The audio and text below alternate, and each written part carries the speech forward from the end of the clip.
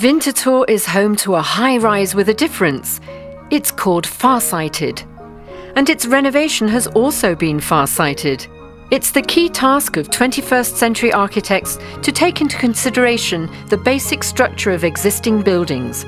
And architect duo Burkhalter and Sumi have done this admirably. The project entailed modernizing a block of flats from the 1960s, while at the same time creating new residential space by adding extra volume.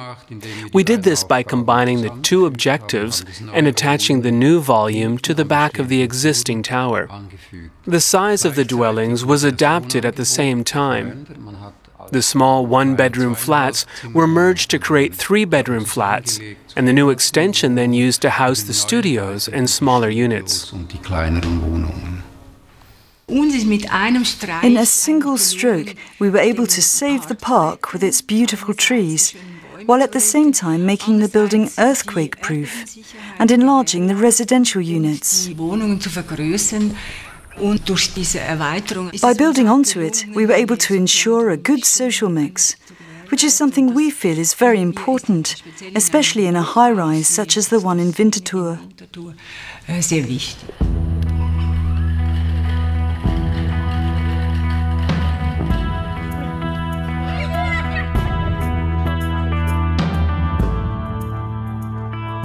What I like is being surrounded by green. I didn't want to have another high-rise on my doorstep. I wanted to see greenery when I looked out the window. The place has a charm of its own. I like to sit outside in the evening and hear the wind whistling and see the leaves moving. There's something almost meditative about it. What I like here is obviously the view. All the green of Winterthur, the lovely woods and trees. It's a great place to relax. There's a good social mix within the building, which we find very interesting.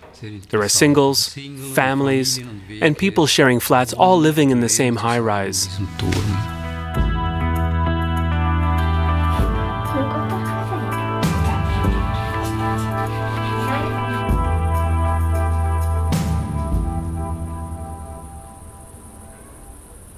Urs Widmer can still remember the original high-rise building in Winterthur.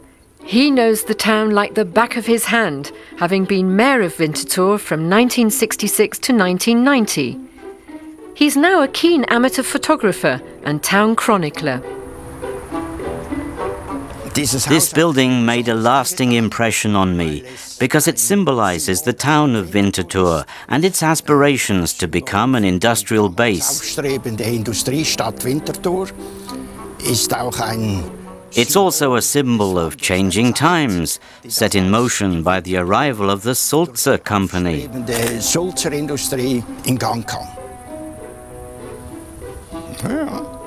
In those days, most of the people who came to live here were Italian guest workers recruited by Sulzer, which back then was looking for workers willing to do the jobs that the Swiss no longer wanted.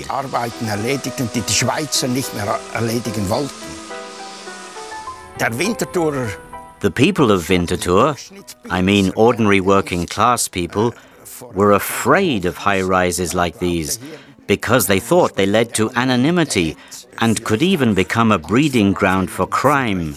But it seems to me those fears have proved unfounded.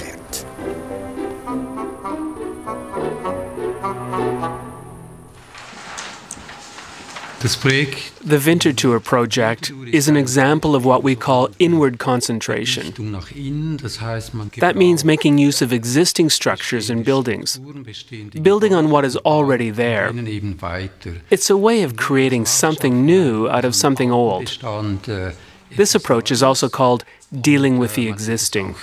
Die Auseinandersetzung mit dem Bestehen oder dealing with the existing.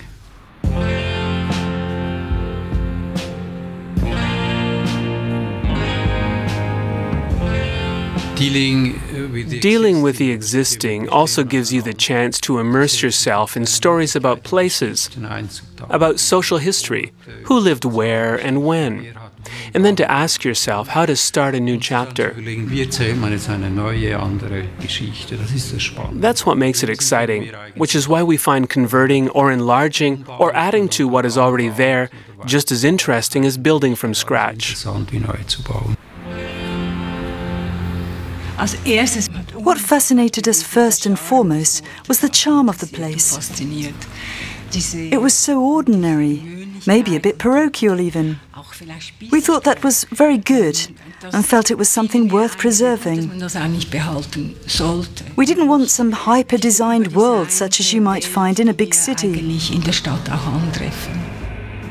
Dealing with the existing means preserving a social structure, preserving a place and taking that place seriously.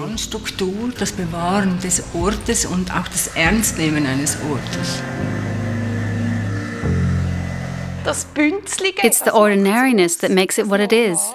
The normality of the place. That's the whole beauty of it. We're like one big family that's been living here for ages. You run into people, have a chat, and then go on your way. That's what gives you the sense of belonging, of being at home here. Everyone knows everybody else.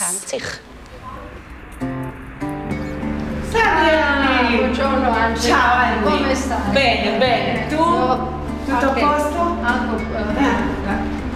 Io mangiare la torta. Torta is fine.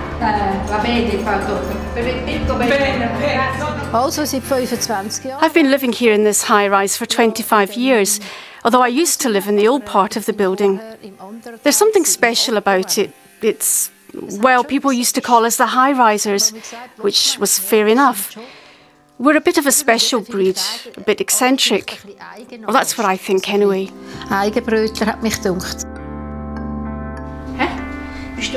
So have you been a good boy today? Well, I don't know, you haven't eaten anything. Then I'd better have a look and see what there is. When I was a kid, I never wanted to be like my parents. But the older I get, the more I realise that I'm becoming more and more like them. I suppose it's a process we all have to go through. You have a different perspective on life and become easily annoyed by the very things you yourself used to do. But that doesn't make me think of myself as uncool. I think I'm becoming more and more conservative, but I am Swiss after all. Das Wohnen geht jetzt kinderleicht, ganz kinderleicht mit Wasser. Ein Dauerglanz wird so erreicht, wird stets erreicht mit Wasser. Ob Strangular. In those days, of course, the standard floor plan centered on a narrow hall with 4 or 5 doors opening off it into the living room, kitchen and bedrooms. There was no such thing as an open-plan kitchen then. I suspect that the older generation of architecture professors championed this particular layout because they thought all members of the family needed to have their own privacy. These days, however, we live in a much more open society and live together more openly as well.